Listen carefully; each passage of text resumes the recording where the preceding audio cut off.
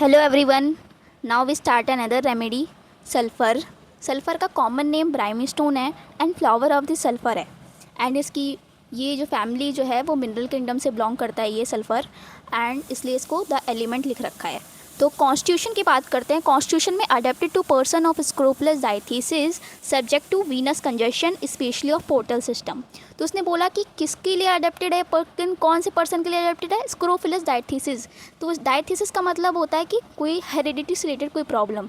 तो स्क्रोफुलस जो है वो ग्लैंड से रिलेटेड कोई प्रॉब्लम हो, and diathesis is a heredity की जो है एक्वायर करी गई हो with the genes. And subject to venous congestion, तो जो सब्जेक्ट है वो पर्सन को बोल रखा है, एंड वो वीनस कंजेशन उसके अंदर देखने को मिलता है। वीनस कंजेशन क्यों है इसके अंदर, क्योंकि वो स्पेशली पोर्टल सिस्टम यानी कि लीवर से रिलेटेड उसको कोई ना कोई प्रॉब्लम हो सकती है। तो पोर्टल सिस्टम से रिलेटेड उसको जो है वीनस कंजेशन देखने को मिलता है। सेकंड लाइन बोल रही है कि पर्सन ऑफ नर्वस टेम्परामेंट, तो टेम्परामेंट बता रखा है कि नर्वस टेम्परामेंट से बिलोंग करता है। एंड डायथीसिस स्क्रोफुलस बता रखी थी।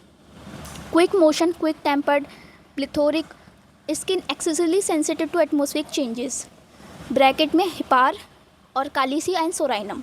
तो पर्सन जो है वो नर्वस टेम्परामेंट का है, ठीक है। तो नर्वस टेम्परामेंट का है एंड क्विक मोशन करता है, क्विक टेम्पर्ड है और प्लिथोरिक है, ठीक है। प्लिथोरिक यानी कि एक्सेसिव जो ब्लड शो करेगा और जो है जिसके अंदर एक्सेसिव ब्लड आपको देखने को मिलेगा। और स्किन जो है वो वेरी सेंसिटिव है टू द एटमॉस्फेरिक चेंजेस। तो यही सेम जो चीज़ जो आपको हिपार के अंदर देखने को मिलेगी, ठीक है, हिपार और काली कार में देखने को मिलेगी, सोराइनम में देखने को मिलेगी।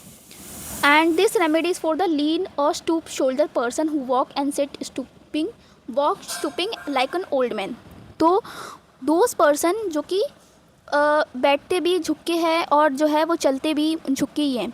तो लीन पर्सन होते हैं वो काफ़ी लीन है, एंड स्टूप शोल्डर है वो झुक के ही रहता है, उसके शोल्डर स्टूपिंग टाइप के रहते हैं। और इवन जब वो वॉक करता है तब भी वो स्टूप शोल्डर करके वॉक करेगा, और सिटिंग के टाइम पे भी इसका स्टूपिंग ही रहेगी, ठीक है, जो झुक के बैठता है। और जैसे कि ओल्ड मैन की तरह। चिल्ड्रंस की बात करेंगे तो जो सल्फ़र के जो चिल्ड्रंस होते हैं वो can not bear to be wash और बाथ, वो नहाना नहीं चाहते और बाथिंग नहीं करना चाहते।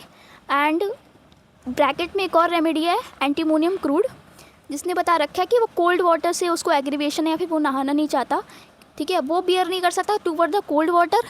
बट जो सल्फ़र का जो बच्चा है वो can not bear to be wash और बाथ, ठीक है। एंड वो इमेसिएटेड है, इमेसिएटेड इन द सेंस कि बिल्कुल ही पतला दुबला, लेकिन उसकी बिग बैली है। तो बिल्कुल ही emaciated and big belly person बच्चा है वो, and can not bear to be wash और बाथ। रेस्टलेस है वो, हॉट है, kick off the cloth at the night, और रात में जो है अपने सारे जो है वो क्लोथ्स निकाल देता है, उसको काफ़ी ज़्यादा हॉट फील होता है, दैट्स वाई। एंड ब्रैकेट में हिपार एंड सैनिक दे रखी है। And have worms but the blacks best selected remedy fail. तो बच्चे के अंदर जो है वो वॉर्म्स भी होते हैं इवन, ठीक है। इतना गंदा बच्चा होगा वो, गंदा सेंस कि वो वॉश नहीं करना चाहेगा, बात नहीं करना चाहेगा, उसके अंदर वॉर्म्स भी होते हैं। और वॉर्म्स होते हैं लेकिन आपने जो है मानो कि आपने कोई रेमेडी दे दी, बेस्ट सिलेक्टेड रेमेडी सीना, बट सीना देने के बाद भी वो वॉर्म्स नहीं जा रहे हैं या फिर नहीं गए, तो फिर आपने उसके बाद जो सल्फ़र सोचा। And next line is dirty filthy people होते हैं प्रोन टू स्किन अफेक्शन। तो डर्टी फ्लिथी पीपल हैं एंड प्रोन है toward the skin affection. Mental generals पे आ जाते हैं। मेंटल जर्नल्स में फर्स्ट पॉइंट बोल रहा है कि हैप्पी ड्रीम्स आते हैं। ड्रीम्स के बारे में पॉइंट है कि ड्रीम्स कैसी आती है, उसको हैप्पी ड्रीम्स आती है। और अगर हमसे एंड वेक अप सिंगिंग, तो मेंटल जर्नल्स की फर्स्ट लाइन बोल रही है कि इसको ड्रीम्स तो हैप्पी आते हैं लेकिन, और जो वो उठता है तभी वो सिंगिंग कर रहा होता है, इतना ज़्यादा खुश होता है वो। Everythings look pretty which the patient take a fancy to, even rags seems beautiful.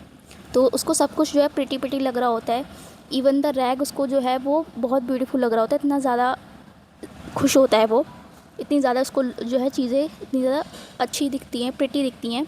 And too lazy to arouse himself, उतना ही ज़्यादा लेज़ी होता है। तो सल्फ़र का पेशेंट जितना ज़्यादा ये स्टूपिंग टाइप का होता है, लेज़ी टाइप का होता है और डर्टी टाइप का होता है, ठीक है। और too happy to live, too unhappy to live, ठीक है, लेकिन अपनी ज़िंदगी में उतना ही ज़्यादा दुखी भी होता है कि जीना नहीं चाहता। तो टू अनहैप्पी टू लिव, ये फिर movement in abdomen as a child, ये थूजा में क्रॉक में भी है। एंड थूजा में सेम सिम्टम है कि movement in abdomen as a child, तो उसको ऐसे लगता है कि उसके अब्डोमेन में मूवमेंट ऐसी हो रही है कि उसके पेट में बच्चा हो, ठीक है। फिजिकल जर्नल्स की बात करते हैं कि इसको एवर्जन है टू बीइंग वॉश, और उसको जो है वो बात से जो है एग्रीवेशन की प्रॉब्लम हो जाती है, तो उसको बात है आफ्टर अ बात उसको एग्रीवेशन है, एंड ऑलवेज, और अवर्जन है to being wash, aversion to being wash. तो अभी मैंने ऊपर पढ़ा रखा था कि वो डर्टी फ्लिकी पेपर होते हैं, एंड उसको जो है वो अवर्जन से वॉश है, ठीक है, वो अवर्जन टू आफ्टर मतलब आफ्टर बात उसको एग्रीवेशन फील होता है, ठीक है। ये फिजिकल में है पॉइंट। फिर उसने बोला कि अवर्जन है टू बीइंग वॉश ऑलवेज, और एग्रीवेशन आफ्टर अ बाथ, और when carefully selected remedy fails to produce a favorable effect, especially in acute disease, it frequently serves to arouse the reactive power of the system, clear up the case, ठीक है। और bracket में in the chronic disease और annum. तो जब उसने बोल रखा है कि व्हेन केयरफुली सिलेक्टेड रेमेडी जब है best, carefully selected remedy fail कर जाए फेवरेबल इफेक्ट, ठीक है, एक्यूट डिजीज़ में, तो फिर क्या करता है ये, अगर आप सल्फ़र दोगे उस एक्यूट डिजीज़ में तो क्या करेगा वो रिएक्टिव पावर को जगा देगा, ठीक है। सिस्टम की जो वाइटलिटी वो पावर थी उसको जो है वो रिएक्टिव बना देगा और क्लियर अप कर देगा केस को। तो अगर एक्यूट डिजीज़ है और उसमें बेस्ट सिलेक्टेड रेमेडी अगर फेवरेबल इफेक्ट जो है वो शो नहीं कर रही है तो उसमें सल्फ़र दे दो, ठीक है। वो क्या करेगी, वो जो उसकी वाइटलिटी है उसको क्या करेगी, उसको अरोज करा देगी and reactive power of the system की तरह काम करेगी और क्लियर अप द केस करेगी। और अगर सेम चीज़ अगर क्रोनिक डिजीज़ में अगर आ रही है या क्रोनिक डिजीज़ में हो रही है तो psorinum is a best remedy. Complaints that are continuously replacing, ठीक है। अब जो कंप्लेंट्स आ रही हैं वो हमेशा जो है रिप्लेस करके आ रही हैं, कभी कोई दिक्कत है फिर दूसरी बार आता है तो कुछ और दिक्कत है। जैसे कि एक बार आई फीमेल तो उसको मेंसेस की प्रॉब्लम थी, एंड सेकंड बार आई तो उसको लुकोरिया की प्रॉब्लम थी, और ऐसी उसको अलग अलग मतलब प्रॉब्लम हो रही है, तो उसको कंप्लेंट्स उसकी कंटिन्यूसली रिप्लेस कर दी जाती है, ठीक है। तो अगर एक कंप्लेंट ठीक हुई तो दूसरी कंप्लेंट्स के साथ वो आएगी नेक्स्ट टाइम, नेक्स्ट विजिट में, एंड देन नेक्स्ट विजिट में वो दूसरी कंप्लेंट के साथ आएगी। तो उस समय हमें जो है वो सल्फ़र के बारे में सोचना है। Patient seems to get almost well when the disease return again and again. तो पेशेंट जो है वो आपको जो है वो एकदम अच्छा होता है नज़र आएगा, बट वो जो है वो पूरी तरह से क्योर नहीं हो पाता, तो उसको बार बार जो है वो डिजीज़ कुछ ना कुछ आती रहती है, फिर रिटर्न करके सेम डिजीज़ जो है आती रहती है उसको। Standing is a worst position from the sulphur patient, they can not stand. तो अभी मैंने स्टूपिंग वाला पॉइंट बोला था ऊपर, तो स्टूपिंग वाला पॉइंट से समझ लो कि standing in the worst position जो है वो सल्फर पेशेंट के लिए है। तो जो ब्लैक में लाइन लिखी हुई है वो काफ़ी ज़्यादा इंपॉर्टेंट है, तो उसको ज़्यादा याद करना है, एंड वो एग्ज़ाम के पॉइंट ऑफ व्यू से काफ़ी ज़्यादा इंपॉर्टेंट है। तो every standing position is uncomfortable लिख रखा है उसने, और यानी कि कोई भी पोजीशन में अगर स्टैंड करेगा उसको अनकम्फर्टेबली महसूस होगा, that's why they are standing in a worst position. Scrofulous, psoric और chronic disease that result from a suppress emotion. तो क्या हुआ कि ये सल्फ़र जो है आप आगे पढ़ोगे is a great antipsoric remedy, ठीक है। अगर कोई भी आपको आप क्लिनिकल में जाओगे तो देखोगे आपको बोलेगा कि सबसे पहले एंटीसोरिक रेमेडी तो सल्फर ही बोलेगा, ठीक है। और स्क्रोफिलस है, सोरिक रेमेडी है, chronic disease that result from the suppress emotion. अब क्या हुआ कि सप्रेस इमोशन से कोई भी क्रोनिक डिजीज़ हुई तो सल्फ़र, एंड इसने सोराइनम भी लिख रखा है, causticum, and congestion to a single part, ठीक है। तो उसमें कंजेशन जो है वो सिंगल पार्ट में होता है, चाहे वो आईज़ में हो, चाहे वो नोज़ में हो, चेस्ट में हो, अब्डोमेन में हो, ओवरीज में हो, आर्म्स में हो, लेग्स में हो, और any other organ of the body, marking the onset of tumour. Tumour कैसे होगा, मेलिग्नेंट टाइप का। दो टाइप के ट्यूमर होते हैं, बिगनाइन एंड मेलिग्नेंट, तो उसमें मेलिग्नेंट टाइप का ट्यूमर है। ग्रोथ स्पेशली आता है क्लिमेट्रिक इन द सेंस कि आफ्टर मीनोपॉज, ठीक है।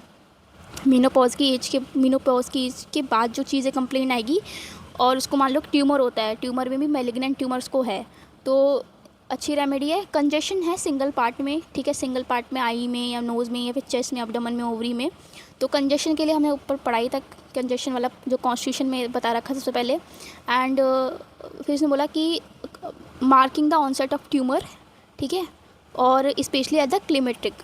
तो और उसमें क्या है, सेंसेशन बर्निंग भी फील होता है इसको, बर्निंग सेंसेशन फील होगी इसको ऑन द वर्टेक्स, ठीक है। And smarting in the I, smarting जैसे कि धुआं उसको फील होगा कि धुआं जैसे लगेगा आँख में, एंड सेंसेशन जो है वो बर्निंग आएगी वर्टेक्स के ऊपर। और in the face without redness, तो फेस जो है वो रेड, उस पर रेडनेस नहीं रहेगी, ठीक है, फेस पे रेडनेस नहीं रहेगी, और लेकिन वेसाइकल्स रहेंगे माउथ के अंदर। तो माउथ में जो है छोटे छोटे वेसाइकल, छोटे छोटे दाने, ठीक है, क्या पता उसके अंदर पल्स भरी हो ना, नहीं भी हो सकती है, बट इसमें वेसाइकल देखने मिलेगा माउथ के अंदर। And dryness of the throat first right then left, तो पहले जो है कंप्लेंट जो है वो मतलब जो ड्राइनेस ऑफ द थ्रोट है वो पहले राइट साइड होगा, स्टार्ट होगा, उसके बाद वो लेफ़्ट चला जाएगा, ठीक है, माउथ के जो है थ्रोट की बात कर रहे हैं। और इन स्टमक, तो बर्निंग सेंसेशन जो है वो स्टमक के अंदर भी होती है, रेक्टम के अंदर भी होती है, एनस के अंदर भी होती है, और उसमें इचिंग पाइल्स है, ठीक है। अभी आगे जो है वो पाइल्स के बारे में और बताएगा कि कैसे ठीक कर सकते हैं, उसमें ऑइंटमेंट के बारे में बताएगा ये। एंड तो इचिंग पाइल्स होंगे, एंड ये जो है बर्निंग भी हम साथ में लेके चलेंगे। तो एनस में बर्निंग हो रहा है, इचिंग पाइल्स आ रहे हैं, उसको स्काल्डिंग यूरिन, यानी कि जब यूरिन पास कर रहा है तो उसको जो है जलन हो रही है, like fire in the ripples, और जो है वो निप्पल्स में भी उसको फायर लगते हैं, ठीक है। तो उस पूरा ऑल ओवर दी उसको जो है वो बर्निंग फील हो रही है, ठीक है। And fire in the ripples एक और remedy arsenic, chest rising to face, and जो बर्निंग की सेंसेशन है वो भी बता रहा है कि चेस्ट से स्टार्ट हो रही है, फेस तक आ रही है वो, और लेकिन विदाउट रेडनेस है। और फेस के ऊपर ये भी इसने फर्स्ट लाइन में बोल रखा था कि फेस में जो है रेडनेस नहीं है। एंड इसके skin of the whole body, तो जो है बर्निंग सेंसेशन अगेन जो है वो skin of the whole body में with hot flashes and spot between the scapulae, तो स्कैपुले के बीच में जो स्पॉट्स देखने मिलते हैं, मतलब बीच में जो जगह है उसके बारे में बोल रहा है कि वहाँ पे भी जो है बर्निंग सेंसेशन होती है, ठीक है। और ब्रैकेट में फॉस्फोरस रेमेडी है इसके लिए। And sensation of the burning कहाँ पे, एक और बार रिपीट कर लेते हैं। वर्टेक्स में है, स्मार्टिंग इन द आई, यानी कि धुआं लग रहा है इसकी आँखों में, and without the redness of the, मतलब in the face without redness, vesicle in the mouth, and dryness in the throat है, first right then the left. फिर बर्निंग की सेंसेशन जो आ रही है वो स्टमक में, रेक्टम में, in the anus, itching piles और स्काल्डिंग यूरिन है, like fire in the ripples, and arsenic bracket में in chest rising to face, skin of the whole body with the hot flushes, and in spot between scapulae bracket phosphorus. The discharge both the urine and the feces painful to part over which is passes large quantity of colorless urine, parts around the anus red होते हैं, exudated होते हैं, all the orifices of the body are very red, all discharge acrid होते हैं, exudating without they touch। तो जो भी discharges हैं, यूरिन हो गए या फिर पीसेस, मतलब डिस्चार्ज क्या है, डिस्चार्ज जो है वो यूरिन और पीसेस की बात कर रहा है, वो दोनों ही पेनफुल है जब वो पास कर रहा होता है। एंड जहाँ से पास कर रहा होता है, क्योंकि वो जो जगह होती है वो एनस के अराउंड जो है वो रेड और एक्सुडेटेड है, और जो भी यूरिन पास होगी वो कलरलेस यूरिन पास होगी, और all the orifice of the body are very red, ठीक है। तो जितने भी ऑरिफिस ऑफ द बॉडी है वो बहुत ही रेड होंगे, क्योंकि डिस्चार्ज जो है वो रहेगा वो एक्रिड टाइप का रहेगा, and exudating whenever they touch to facilitate absorption of serious और inflammatory excretion in the brain. तो क्या है कि अगर मान लो कि जो है वो लंग्स के आसपास पानी हो जाता है, तो उसके लिए कहते हैं उसके लिए बेस्ट रेमेडी है, क्योंकि क्या है कि वहाँ पे जो है वो अब्जॉर्प्शन करेगा सीरस का, वहाँ की बात बोल रखी कि to facilitate absorption of the serous and inflammatory exudates in brain, ठीक है, जो इन्फ्लामेशन जो हो जाते हैं ब्रेन के अंदर कहीं ना कहीं, तो उसकी बात कर रहा है। And pleura lungs joint when Bryonia और कालीम्यूर और the best selected remedy fail.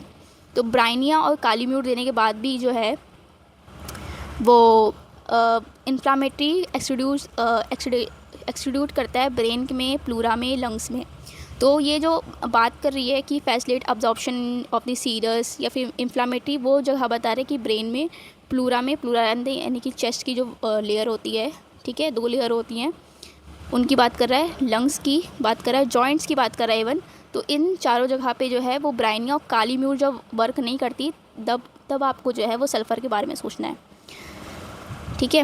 Chronic alcoholism, ठीक है, काफ़ी समय से जो है अल्कोहल कंज्यूम कर रहा था, एंड उसको ड्रॉप्सी हो गया। ड्रॉप्सी, अब क्रोनिक अल्कोहलिज्म था, दैट्स व्हाई उसको लीवर पे तो अफेक्ट करेगा ही। अब लीवर पे अफेक्ट करा और उसको जो है ड्रॉप्सी हो गई, ठीक है, लीवर ख़राब हो गया, मान लो ड्रॉप्सी हो गई। And other alignment of the drunkards they reform but are continuously replacing psorinum tuberculinum. तो क्रोनिक अल्कोहलिज्म का कोई पेशेंट आया और ड्रॉप्सी देखने मिले उसके अंदर, और other alignment of the drunkards, they reform but are continuously replacing. Hot flushes during the day with weak faint spell pass off with a little moisture. तो ड्यूरिंग डे क्या होता है, उसको हॉट फ्लैशेस आते हैं, ठीक है, और वीक फेंट स्पेल, ठीक है, तो फेंट कर जाता है इवन वो, इतना ज़्यादा वीक है वो कि वो उसको फेंट भी हो सकता है वो, and pass of a little moisture. Head की बात करते हैं कि इसको सिक हेडेक होता है एवरी वीक और every 2 week, prostrating weakening and with hot vertex and cold feet. तो हेड कैसा है, हेड में बोला था कि सिक हेडेक है और आपको जो है वो एवरी वीक या फिर एवरी 2 वीक देखने को मिलता है, एंड काफ़ी ज़्यादा थक जाता है वो, एंड वीकनेस है उसके अंदर, और उसका हेड जो वर्टेक्स है वो हॉट है, एंड जो है फीट जो है वो कोल्ड हो जाती है. माउथ में जो है वो bright redness of the lips है in the edge if blood would be burst through. तो bright redness of the lip है, लिप जो है वो काफ़ी ज़्यादा ब्राइट रेडनेस है, जैसे कि जो है ब्लड जो है वो बर्स्ट कर जाएगा, ब्लड जो है बाहर आ जाएगा, ठीक है, उसके लिप्स में से, उसको ऐसे देखने से लगेगा. ब्रैकेट में ट्यूबरकुलम में ये भी सेम सिम्टम है. एंड GIT देखते हैं. GIT बोल रखा है कि वीक एम्प्टी गॉन्ट गोन और pain feeling in the stomach about 11 AM, ठीक है. तो उसको वीक एम्प्टी और गोन माने कुछ भी उसको फील नहीं होगा कि उसके पेट में कुछ है, खाली खाली लगेगा, और वो फेंट कर जाएगा, उसको ऐसा लगेगा कि अगर मेरे स्टमक में कुछ भी नहीं है, मैं वीक हूँ, एंड एम्प्टीनेस उसको फीलिंग होगी, गॉन सेंसेशन फीलिंग होगी, और वो फेंट कर जाएगा, ठीक है, उसको ऐसी फीलिंग आएगी, है ना. और ये भी जो चीज़ें जो भी कंप्लेंट्स है वो 11 बजे आ रही हैं, 11 AM, और 10 to 11 AM जो है एग्रीवेशन देखने को मिलेगा, ठीक है. और नेट्रम कार्ब के अंदर उसको भी हेडेक फील होता है. अगर आप नेट्रम कार्ब देखोगे तो 10 से 11 बजे उसकी कंप्लेंट जो है वो एग्रीवेट कर जाती हैं, एंड ईटिंग करने के बाद उसकी कंप्लेंट जो है चली जाती हैं after eating. And can not wait for the lunch. इसकी बात करते हैं कि ये जो है वो लंच के लिए वेट नहीं कर सकता. एंड फ्रिक्वेंट वीक फेंट स्पेल ड्यूरिंग द डे. तो ऊपर ये लाइन सेम चीज़ पढ़ी थी हमने अभी कि hot flashes during the day with a wet faint spell, ठीक है, and passing off with a little moisture. तो hot flashes during a day ऊपर पढ़ रखी थी, एंड यहाँ पे भी सेम लाइन को रिपीट करा कि फेंट spell during the day, compare करना है जिंक से. अब डायरिया पे आ जाते हैं. डायरिया कैसा है, आफ्टर मिडनाइट है, तो उसके अंदर जो है वो सल्फर में डायरिया भी है, कॉन्स्टिपेशन भी है, और हिमोरॉइड्स भी हो रहे हैं, क्योंकि कॉन्स्टिपेशन तो हिमोरॉइड्स तो होंगी ही. तो डायरिया का कैसा है कि आफ्टर मिडनाइट होता है और पेनलेस आता है उसका डायरिया, ठीक है. तो पेनलेस एक और रेमेडी में अभी देखने मिलेगा जो कि पोडोफाइलम है. तो आफ्टर मिडनाइट होता है एंड पेनलेस है, driving out the bed early in the morning. तो मिडनाइट, आफ्टर मिडनाइट यानी कि आधी रात के बाद आएगा, जब तक सुबह हो रही होगी तब उसको ऐसा डायरिया आएगा कि वो driving out the bed early in the morning, कि तुरंत ही बेड से उठ के जाके जो है उसे उठना पड़ेगा.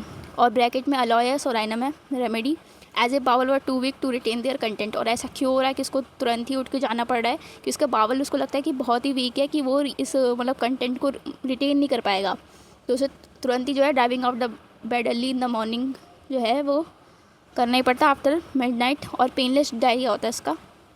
कॉन्स्टिपेशन देखते हैं. कॉन्स्टिपेशन में जो है वो स्टूल जो है इसके हार्ड है, नॉटी हैं, एज ए बर्न वाले, जो कि ब्राइनिया के अंदर भी देखने मिलते हैं, और लार्ज और पेनफुल है, ठीक है.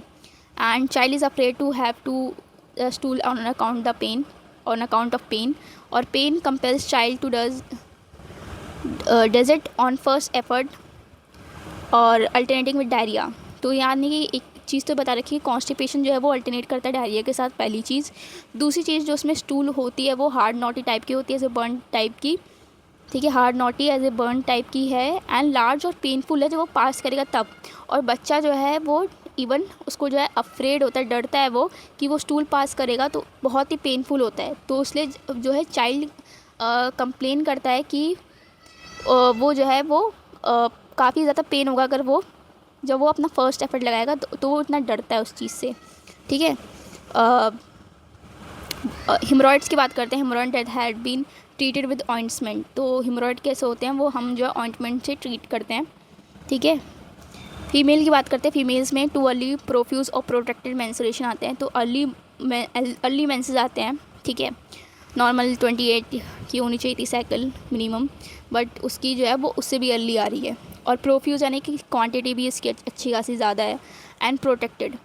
और menorrhagia has not been well since her last miscarriage. तो अगेन उसका मेनोरेजिया एक्सेसिव ब्लीडिंग हो रही है उसको, और वो तब से ठीक नहीं है, तब से उसका लास्ट मिसकरेज हुआ है, ठीक है। और लास्ट मिसकरेज यानी कि लास्ट जो वो लास्ट उसने जो है वो किसी डिलीवरी हुई होगी, तब से उसका जो है मेनोरेजिया की प्रॉब्लम है उसको। A single dose of the at new moon leap, ठीक है। तो ये सिंगल डोज जो है आपको सल्फ़र की कब देनी है, अगर वो मेनोरेजिया उसको प्रॉब्लम है और वो ठीक नहीं हुआ है since the her last miscarriage, तो ये एक डोज ऑफ द सल्फ़र आपको देनी है न्यू मून पे, जब पूरा चाँद निकला होगा तो उसको लीपे बोलते हैं, ठीक है। रेस्पिरेटरी की बात करेंगे, रेस्पिरेटरी पर जब पूरा चाँद निकल जाता है तो उसकी बात करेंगे हम। रेस्पिरेटरी की बात करेंगे तो रेस्पिरेटरी में है कि Knightley suffocating attack wants the door and window open. तो उसको रात में जो है अटैक आते हैं, उसको सफोकेटिंग फील होता है, ठीक है, और वो अपना विंडो और डोर्स दोनों ही ओपन करना चाहता है। Becomes suddenly wide awake eight the night, और अचानक से जो है वो रात में उठ जाएगा, क्योंकि शायद से उसको सफोकेटिंग फील हो रहा है, 10 बजे उठ रहा है। Drowsy in the afternoon after sunset. तो आफ्टर सनसेट क्या है कि आफ्टरनून में क्या हो रहा है, उसको ड्राउजीनेस फील हो रहा है। Wakefulness the whole night. तो रात में उठता है कोई, अचानक से उठता है उसको सडनली, और उसको जो है वो सफोकेटिंग फील होता है, डोर वोर ओपन करता है, फिर ड्राउजीनेस भी फील होता है, वो पानी वानी पीता है, ठीक है, और वो पूरी रात जो है जगता रहता है, उसको लगता है कि सफोकेटिंग फील हो रहा है, कहीं मैं मर ना जाऊँ। तो ये ऐसे याद कर सकते हो कि नाइटली सफोकेटिंग अटैक आ रहे हैं उसको, और वो जो है वो वेकफुलनेस है होल द नाइट, ठीक है। ड्राउजी नाइट फील होता है आफ्टरनून में या फिर आफ्टर सनसेट के बाद, और विंडो और जो है वो डोर्स ओपन होने चाहिए। एक्सट्रीमिटीज़ की बात करते हैं। एक्सट्रीमिटीज़ ने पढ़ा था कि वर्टेक्स जो हॉट थी और जो है वो फीट कोल्ड थी, तो उसमें एक्सट्रीमिटीज़ में सेम है कि कोल्ड फीट है in the day time with burning soles at the night. तो क्या होता है इसमें जो है वो डे टाइम में क्या होता है कि कोल्ड फीट है, बट नाइट में क्या है कि बर्निंग सोल्स हैं, कि सोल्स जो है वो एकदम बर्न करने हैं। Wants to find a cool place for them, और इतने ज़्यादा बर्न कर रहे हैं कि उसके लिए कोई एक कूल प्लेस चाहिए। एंड सैनिक और रेमेडी भी है। Puts them out of the bed to cool them off. अब क्या करता है कि अपने पैरों को बाहर निकालता है, एंड मान लो रजाई से बाहर निकाले और जो है उसको कूल करे, ठीक है, ठंडी के समय भी। तो put them off the bed to cool them off, and medorrhinum same symptom show करेगा। Cramps in calves and sole at the night. तो जो है क्रैम्स भी आएंगे उसको, ठीक है, क्लैविकल के अराउंड एंड सोल्स के पास, वो भी नाइट में। स्किन की बात करेंगे। स्किन में क्या है, बॉयल्स आते हैं, दाने निकलते हैं, कमिंग इन अ क्रूप्स, काफ़ी सारे दाने निकलेंगे, वो भी various part in the body, ठीक है, या तो फिर बहुत सारे दाने निकलेंगे various part of the body में, अलग अलग जगह, या फिर single boils is a succeed by the another as soon as first one is healed. तो जैसे सिंगल बॉल्स जैसे हील करेगा, वैसे ही उसके बाद एक और बॉल निकलेगा, और जैसे वो भी ठीक होगा तो उसके बाद एक और बॉल निकलेगा, ठीक है। तो एक के बाद एक बॉयल आए जा रहा है, या फिर बहुत सारे बॉयल्स आ रहे हैं क्रूप्स में, ठीक है, क्रूप्स यानी कि बहुत सारे in various part of the body. Skin जो है वो इचिंग है, ठीक है, और वॉलेटप्स है एंड स्क्रैचिंग है। स्क्रैचिंग से उसको एग्रीवेशन फील होता है।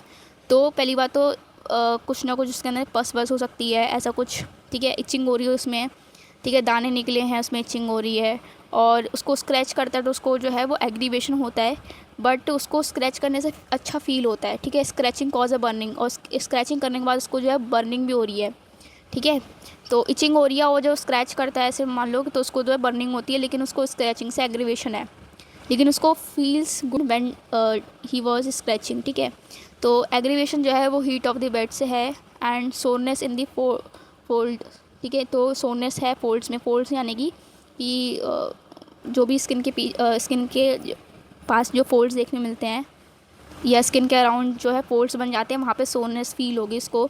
एंड स्किन जो है वो skin affection that have been treated by the medicated soap and washes.